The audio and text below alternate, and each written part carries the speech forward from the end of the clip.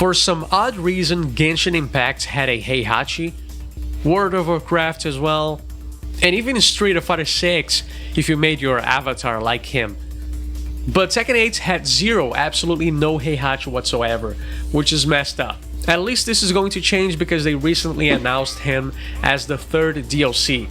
And I'm really happy about it because in Tekken 7 he was my secondary along with Kazumi, which was my main in that game. He's really fun to play and he's quite different from the other Mishimas. So if you never played him back then, and if you started with Tekken 8, you might think that he's just a second Reina in Tekken 8. He's going to be the same character basically, but that's far from the truth. They are quite different on how they play. They have some similarities, they are both rushdown characters, they share some key moves, but other than that, he plays quite differently. So let's talk about his game plan first. So Heihachi was a lot about fighting with punishes and counter hits. He doesn't play much around mix-ups like the other three Mishimas. Even Reina, even though her lows are considered not as good, because they don't knock down, they don't lead into an Okizeme scenario, her options are still like better than Heihachi's because they have a lot of utility. They situationally give her like a good follow-up. But in the case of Heihachi, his buttons are super slow, clunky to use. They can be rewarding, but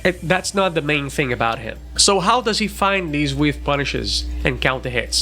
Through his pokes, because his pokes are amazing. In this game, on block, a lot of them are barely minus, so he has down forward 1, down forward 1-1 with extension only -2, jab strings, 1 back 2, amazing string, only -2, even some key moves like forward 3, which is a counter hit launcher that hits from very far away, is only -2. That allows him to do two things: create whiffs by sidestepping and also backdashing, because look at how much pushback down forward 1 has. You can do down forward 1 from like tip range and backdash away, and if the opponent decides to retaliate here, they will likely whiff. So you could go for a 1-1-2, down forward 1-2, or even electric. And when it comes to sidestepping, the thing about him is that you didn't have to know exactly how to sidestep every move the character had, because he could narrow down the options of the opponent to just a few. Because since these buttons are barely minus like -1, -1, -2, you can just push more buttons on block.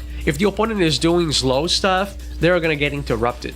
If they try to do a high crush, you can do down forward 1 into down forward 1, they're gonna get interrupted. They press something slow, jab is gonna be there, super annoying, knocks down. So that forces the opponents to use like jabs, down forward 1s, magic 4s in this game. And when these are the only options that are viable to stop that type of pressure, it becomes a lot easier to, you know, sidestep to the right direction and make that whiff. So these are the two ways that he could create whiffs with his pokes. Now when it comes to counter hits, if the opponent is like not wanting to block anymore and pressing buttons, that means they can eventually get counter hits by his attacks, right? And the main button for that was 4-3. So this is an amazing counter hit launcher that can be thrown out from mid-range. So he will do stuff like this.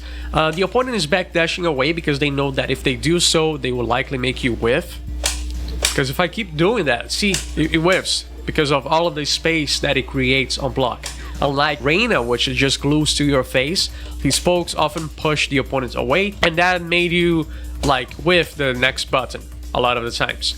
And if the opponent knew that, they would backdash away and try to press a button to whiff punish your pokes. And that, man, you can possibly do like down forward 1 into 4-3, which is super slow, 18 frame move after a -1, -2 situation, but that will work because the opponent wouldn't want to let you get away with just whiffing quick buttons in their faces. So that was one of the strategies to get counter hits. You could also try to find the opponent's timing. If they were like very defensive, let's say you do this button here, which is +4, they are afraid of pressing, but they try to backdash away, try to sidestep away from your pressure. You could do stuff like 4-4 into a quick wave dash, find the opponent's timing, and then counter hits with either electric or 4-3 again. So to draw a comparison to Reina, she is much more about going with pokes that glue her to the opponent, going to a stance, making the opponent scared of pressing buttons and choosing the wrong option, because even though her mix-ups from stance don't lead to huge damage, they still lead to like another mix-up afterwards,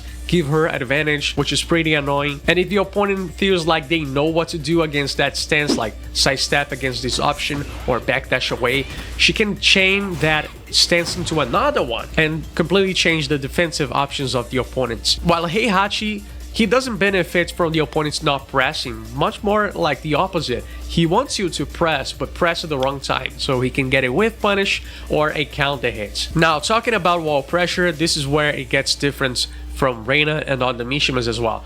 He locks you down because he has so many good options that end up while splatting you. So he has his pokes that he can apply the same like situation, backdash away into a whiff punish. If the opponent tries to sidestep away, he has back 4, which is a quick, not like the fastest mid-homing, but it's a fast button, which is very easy to do. Unlike, let's say, Reina's wire running 4. Easy to do while splats the opponents for a lot of damage. He then has this. If the opponent ducks at the wrong time, this is extremely painful. So yeah, he would want you to press at the wrong time or try to move away in the wrong time, and then will splat you with these moves. Meanwhile, Reina is about going to a mix-up into another mix-up through stances, taking advantage of the fact that they now can't really properly backdash away or sidestep. And if she wants big reward like Heihachi, she has to use much slower buttons or unsafe stuff. It's not like she can't do down 41 into sidestep and then whiff punish with 2-2-1, which is great, but it doesn't work quite the same way because of how Heihachi has this pushback while Reina just sticks to the opponent's face. And the other Mishimas also are more about the mix-up. So Kazuya has the Hell Sweep that can from time to time wall splat if the angle is correct. Devil Genie as well, he gets a mini combo at the wall. And Heihachi, if he wants to mix you up, he has to go for Hell Sweep, which doesn't lead to a lot of damage, but it's some plus frames. He has full crouch down 4-4, which is really strong, but again, super slow. If the opponent just decides to panic and hop kick and you read it incorrectly, you're gonna get launched, you're gonna lose your wall pressure. So oftentimes he wants you to mess up rather than really force that mix up. So to sum it up, Heihachi, in comparison to other characters, is much more about the whiff punishments and timing, finding the opponent's timing so he can find counter hits, he can find electrics, keep them out with his basic tools. His game plan is very simple, but even though it's kind of like easy to tell what he's gonna do, the way you can change your timing is what makes your Heihachi strong or not. While Reina, for example, she cannot afford being predictable, so she has to create a lot of different situations with many buttons, and that's like a big difference between these two. And last but not least, the thing that makes him so satisfying to play is the visual and sound design of his attacks. For example, one of my favorite buttons is down for the 1-2.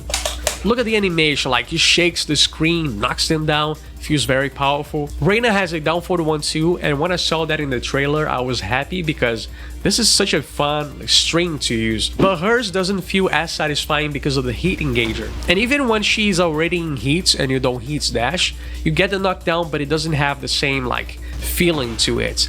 I feel like the character in Tekken that gets the closest to the same feeling his moves give is Paul Phoenix.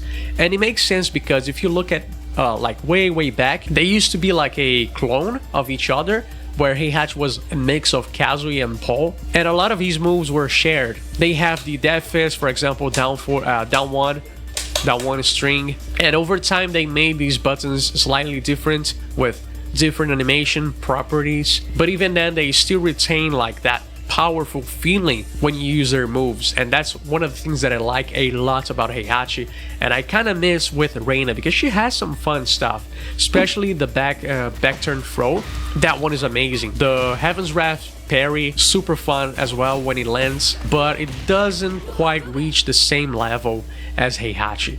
And that's it. That's the main difference between Heihachi, Reina, and the other Mishimas.